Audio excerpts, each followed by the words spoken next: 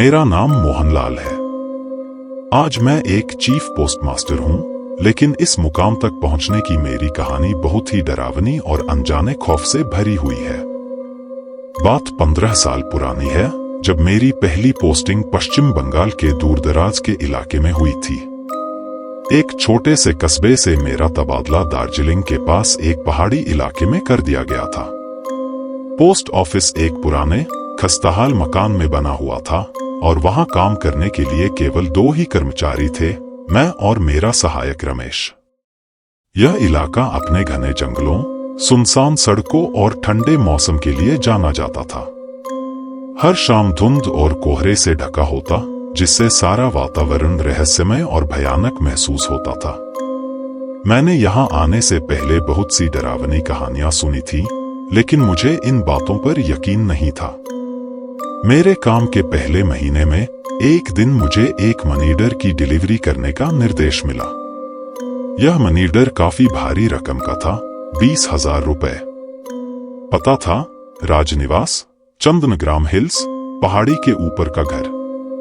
उस दिन रमेश ने मुझसे कहा, साहब, इस पते पर डिलीवरी मत कीजिए, यहां कोई नहीं रहता। कई सालों से यह घर खाली पड़ा है। मैंने उसे डांटते हुए कहा, तुम्हें इतनी छोटी छोटी बातों से डर लगता है? हम सरकारी कर्मचारी हैं, हमारा काम डिलीवरी करना है और कोई भी बात मुझे मेरे कर्तव्य से नहीं रोक सकती। लेकिन रमेश के चेहरे पर कुछ अजीब सा डर था। उसने फिर भी आग्रह किया, साहब, अगर जाना ही है तो दिन में जाइए, शाम को वहां जाना सही नहीं है। मुझे जाने में पहले ही देर हो चुकी थी। दिन के सारे काम निपटाते निपटाते शाम के 5 बज चुके थे। जब मैं पोस्ट ऑफिस से निकला तो आसमान पर घना कोहरा छा चुका था। चंदनग्राम हिल्स का रास्ता बिल्कुल सुनसान और वीरान था। कोई भी वाहन या व्यक्ति वहां नजर नहीं आ रहा था। मैंने अपनी साइकिल उठाई और चढ़ाई शुरू की। रास्ता संकरा और खतरनाक था। दोनों ओर गहरे खड्ड थे और बीच बीच में सूखे पेड़ों की परछाइयां कोहरे में और भी डरावनी लग रही थी। आधे रास्ते पर मेरी साइकिल का टायर किसी तेज चीज से फट गया। अब मेरे पास कोई और रास्ता नहीं था सिवाय पैदल चलने के। मैंने साइकिल वहीं छोड़ दी और मनीडर वाला बैग कंधे पर टांग कर पैदल चलना शुरू किया। जैसे जैसे मैं ऊपर चढ़ता गया, मौसम और भी ठंडा होता गया। सड़कों पर कोई रोशनी नहीं थी। एकाध कुत्ते की आवाज, सूखे पत्तों का चरमराना और हवा की सरसराहट ही मेरे साथी थे। इस सन्नाटे के बीच मेरे मन में रमेश की बात गूंज रही थी, यह घर कई सालों से वीरान है, साहब। लेकिन फिर मैंने सोचा, हो सकता है रमेश बेवजह ही डर गया हो। लगभग 1 घंटे की कठिन चढ़ाई के बाद मैं पहाड़ी के सबसे ऊंचे हिस्से पर पहुंचा। वहां एक पुराना और खस्ताहाल मकान खड़ा था। घर की बनावट से ही साफ था कि यह काफी सालों से बिना देखरेख के पड़ा था। चारों ओर सूखी झाड़ियां और टूटी हुई बाड़ लगी थी। दरवाजे पर लगे नामपट पर धूल जमी हुई थी, लेकिन उस पर राजनिवास लिखा हुआ स्पष्ट दिखाई दे रहा था। मैंने दिल पर काबू करते हुए दरवाजे को खटखटाया। 3 बार खटखटाने के बाद भी कोई जवाब नहीं मिला। मैंने सोचा, शायद यहां कोई नहीं रहता, जैसा रमेश ने कहा था। लेकिन मेरे पास कोई विकल्प नहीं था। मुझे किसी तरह यह मनीडर देना ही था। तभी दरवाजा हल्का सा चरमराया और अपने आप खुल गया। मैंने भीतर झांका, पूरा घर अंधेरे में डूबा हुआ था। एक हल्की सी सड़ांत की बदबू अंदर से आ रही थी, जैसे बहुत समय से यहाँ की सफाई न हुई हो। मैंने आवाज लगाई, कोई है? कोई उत्तर नहीं। मैंने सोचा, शायद कोई बूढ़ा आदमी यहाँ अकेला रहता होगा और दरवाजा खोलते समय गिर गया हो। मैंने हिम्मत करके अंदर कदम रखा। अंदर का दृश्य किसी पुराने डरावने घर जैसा था। फर्श पर धूल की मोटी परत, दीवारों पर जाले और जगह-जगह टूटी हुई फर्नीचर। लेकिन सबसे डरावनी बात थी, पूरे घर में बिखरी हुई चिट्ठियां। मुझे समझ नहीं आया कि इतनी सारी चिट्ठियां यहां क्यों बिखरी हैं। क्या यहाँ रहने वाले ने कभी चिट्ठियां खोली नहीं? मैं धीरे धीरे घर के अंदर बढ़ा। अचानक मुझे लगा जैसे मेरे पीछे कोई है। मैंने मुड़कर देखा, कोई नहीं था। मेरी सांसें तेज हो गईं। क्या यह मेरी कल्पना थी? तभी घर के एक कोने से एक खटखटाने की आवाज आई, जैसे कोई दरवाजा धीरे धीरे हिल रहा हो। मैंने डरते डरते उस दिशा में कदम बढ़ाए। वहां एक छोटा सा कमरा था जिसका दरवाजा आधा खुला हुआ था। जैसे ही मैंने दरवाजे को पूरा खोला, मुझे ऐसा लगा जैसे वहां कुछ हलचल हुई हो। कमरे के अंदर एक पुरानी अलमारी और एक टूटी हुई खाट पड़ी थी। दीवारों पर किसी ने कील से अजीब सी लकीरें खींच रखी थी। मैंने पास जाकर देखा तो उन लकीरों में एक शब्द बार बार लिखा हुआ था, भागो। मैंने तुरंत अपना कदम पीछे खींचा। यह क्या है? क्या कोई मुझसे भागने की चेतावनी दे रहा है? तभी एक जोरदार धक्का लगा और घर का मुख्य दरवाजा अपने आप बंद हो गया। पूरे घर में अंधेरा छा गया। मेरी टॉर्च भी अचानक बंद हो गई। मैंने डर के मारे बैग कसकर पकड़ा और टॉर्च को बार बार जलाने की कोशिश की, लेकिन वह चालू नहीं हुई। अब मैं पूरी तरह से अंधेरे में था, उस डरावने घर के बीच। मेरे मन में हजारों ख्याल दौड़ रहे थे। क्या यह घर सचमुच वीरान है? या फिर यहाँ कोई और है जो मुझ पर नजर रख रहा है?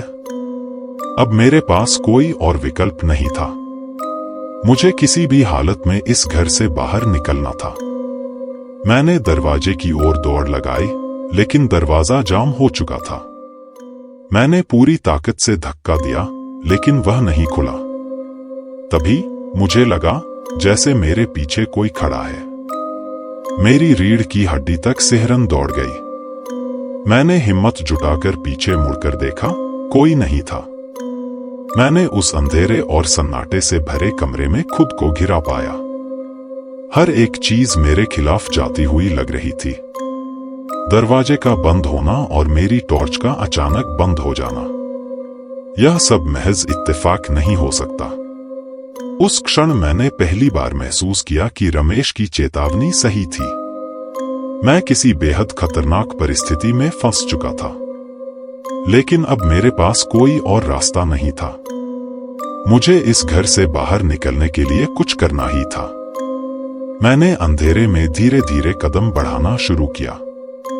हर एक कोने से मुझे अजीब सी सरसराहट सुनाई दे रही थी।